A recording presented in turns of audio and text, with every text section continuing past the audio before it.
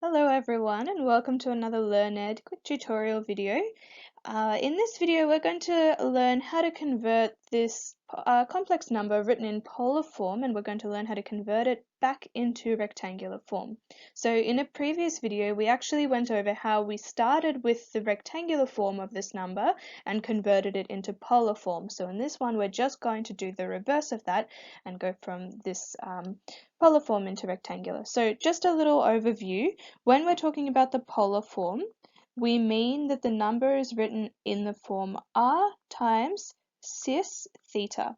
So what that r is talking about, so say I've just got some axes over here, we're just going to illustrate this visually. So if we have our real and imaginary axes like this, what polar form is talking about, say we have a coordinate, maybe let's choose a point up here.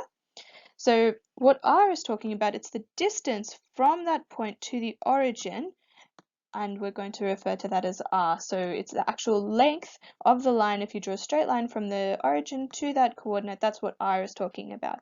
And theta is the angle that we make to that line from the positive real direction. So it looks like that in this example that I've just drawn.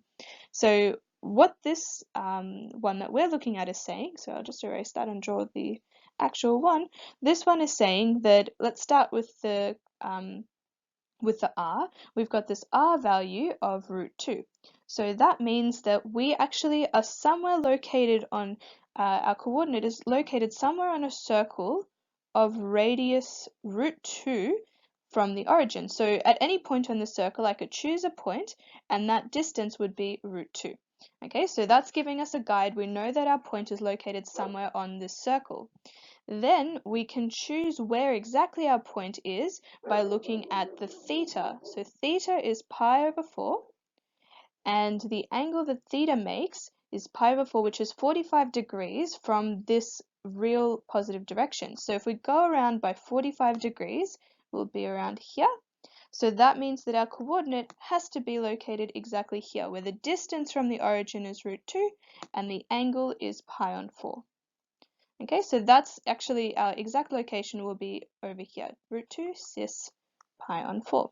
So that's also how you would draw this coordinate if you ever needed. So now that we have a visual understanding of where it is, let's talk about how we can convert it into rectangular form. So in rectangular form, we're going to talk about it more like in your normal Cartesian coordinates. We would talk about, how far we've gone in the real direction, so giving this one first, and then also how far we've gone in the imaginary direction. So rectangular form literally imagines it as broken up into, I guess, a rectangular kind of Cartesian plane. So we want to find out what is actually the value of the real component and what is the value of the imaginary component, and we're going to then write our value for z as the real plus the imaginary times I.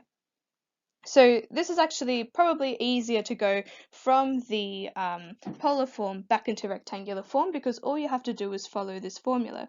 So we said in the previous video that cis is actually a shorthand for writing this formula here. So instead of cis, we can replace it with cos theta plus I times sine theta. So that is the same. This section here is exactly the same as this cis.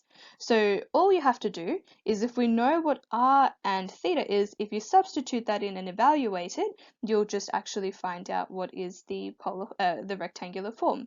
So in our question, let's write out our full our problem. So we have √2 is r and cis of pi on 4. So now in our, we'll expand it in the way that we said. So we're going to keep this √2 out the front. And then inside the brackets, instead of cis, we're going to write cos of pi on 4. And then plus I times sine of pi on 4.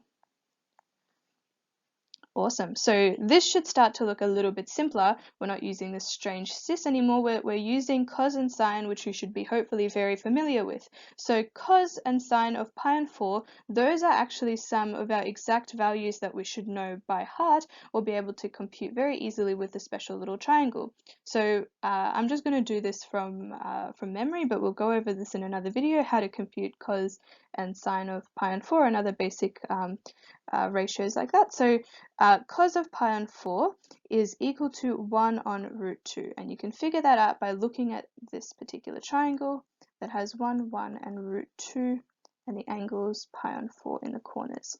So you should be able to compute cos of pi on 4 and sine of pi on 4 like that. So sine of pi on 4 is actually the same, it's also 1 on root 2. So we'll write that in. And then we just need to simplify our expression. So we're going to expand these brackets. We'll expand that root 2 in, and what actually happens is very lovely. We have root 2 on 2, root 2 on root 2 like that. And then we have I times root 2 on root 2. So hopefully that should be making you very happy, because what can happen there is that these are just one thing divided by the same thing is always 1. So we get this really much simpler version of our expression. So I'm just not writing this 1, so that's equal to 1, but I'm going to omit writing that because we know that 1 times I is just I. So now this is our final answer. This is the rectangular form of Z.